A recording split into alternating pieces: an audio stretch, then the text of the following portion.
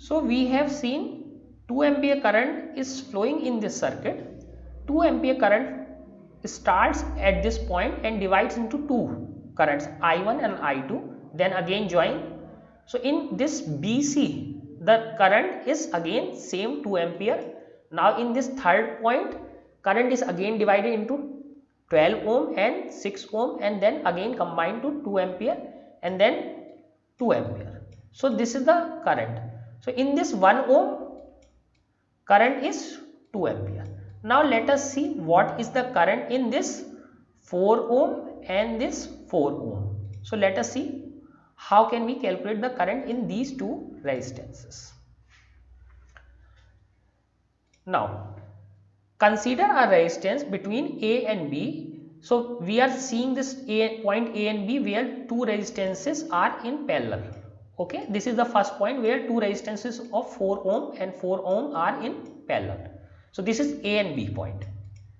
So consider the resistance between A and B. If I1 is the current in 4 ohm and the I2 is current in another resistor. So in both we are taking this is I1, this one is I2. So that is the current, but in this parallel the potential drop must be same. Potential drop across both of them should be same. So potential drop is V and from V is equal to IR. So I1 R1 is equal to I2 R2. So this is the current. Since R1 and R2 both are 4 ohm, so I1, so 4I1 is equal to 4I2. So what we get?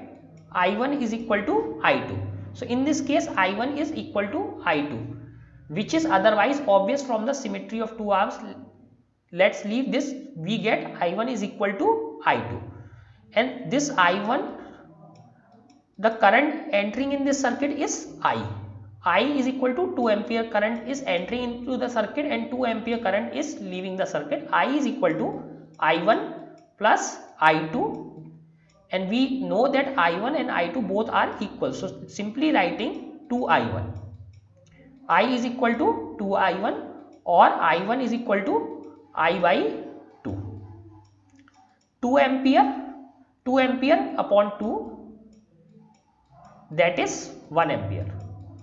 So 1 ampere current is in each of 4 ohm. So 4 ohm and 4 ohm, 1 ampere current in each. Now let us solve the third and the last part. Now the next part of this third part. So this is current in each 4 ohm resistor is 1 ampere that we have seen. Current in 1 ohm resistor, that means between B and C, again that will divide into this A and B point, then again meet at this B point. There is another resistance, then it further divides. So in this B and C point, current is again 2 ampere because that current is again combined. Between B and C, current is 2 ampere. So we know what is B and C. Now let us consider the third section, which is CD section. What happens at this CD section? Now consider the resistances between C and D. If I3 is the current, so again this current is 2 ampere. So we have first resistance, this another resistance, then again combine. So let us say this is I3 current, this is 12 ohm, and this is I4, this is 6 ohm, and the leaving current is again 2 ampere. So let us see again since these are in parallel, so potential drop across both the resistor must be same. V must be equal to V. So I3 into resistance 12 ohm, 12 I3 must be equal to 6 I4, 6 I4, or we can say I4 is equal to 12 by 6, 12 by 6 I3 or 2 I3. So I4 is double of I3. I4 is double of I3. So in this resistance 6 ohm, the current would be double of that flowing in this 12 ohm. So this is double of that. Now let us again, the current entering is I, which must be equal to I3 plus I4. I3 plus I4. Now let us put the value of I4. So this is 2I4 plus I4. So 3I4 is equal to 2 ampere. 2 ampere is equal to 3I4. I4 is equal to 2 by 3 ampere. 2 by 3 ampere. So I3 is 2 by 3 ampere. When you put the value here, so what would be the I3? 1 by this 4 by 3 ampere. So this is, when you put this value 2 by 3 ampere I4, so what you get? 4 by 3 ampere in this. So I think I have made some mistake. Let me clear this. So I forgot to mention this 2 again. So what we got is that this I3 plus I4 is equal to 2 ampere. Okay, and what we got, that I4 is equal to 2I3. So let us put this value I3 plus 2I3. 3I3 is equal to 2 ampere.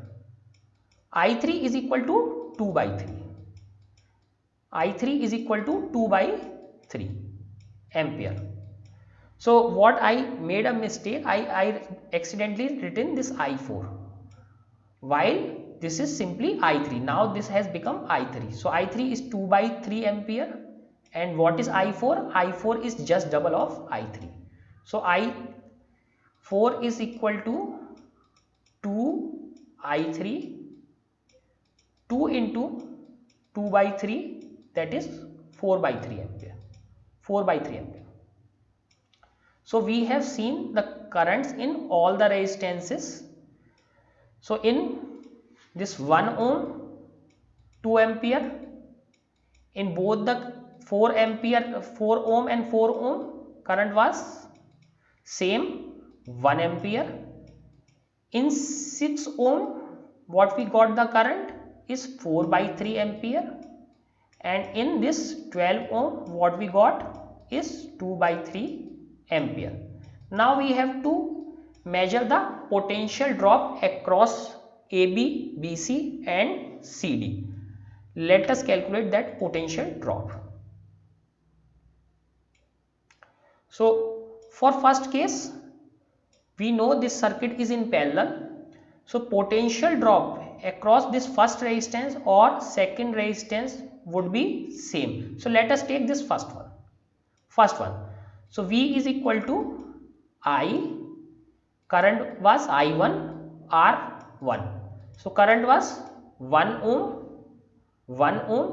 sorry, current was 1 ampere into this was 4 ohm. 1 ampere into 4 ohm, that is 4 volts. So potential drop across A, B is 4 volt.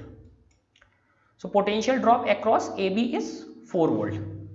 Now for second one is 1 ohm resistance and current flowing is 2 ampere.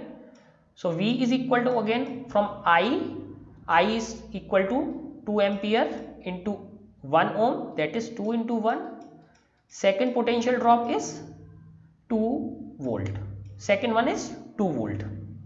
Now third part. What was third? In third, again we see two branches, 12 ohm and 6 ohm. Let us take any one of these. Current in this was 2 by 3 ampere. Current in this was 4 by 3 ampere. So let us take any one. So let us take this upper one. So V is equal to 12 into 2 by 3. So this cancels out. Potential drop is 4 into 2, that is 8 volt. So now we have the potential drops at AB it is 4 volt, BC it is 2 volt, CD it is 8 volt. Okay, these are the potential drops across at these points. So let us match our answer with their answer. AB is 4 volt, which is correct. Now let us see another answers. Again from they have calculated from another one, that is again 4 volt. Now at across BC it is 2 volt that we have get. Now finally at CD either we can calculate from this or we can calculate from another one. So what is this?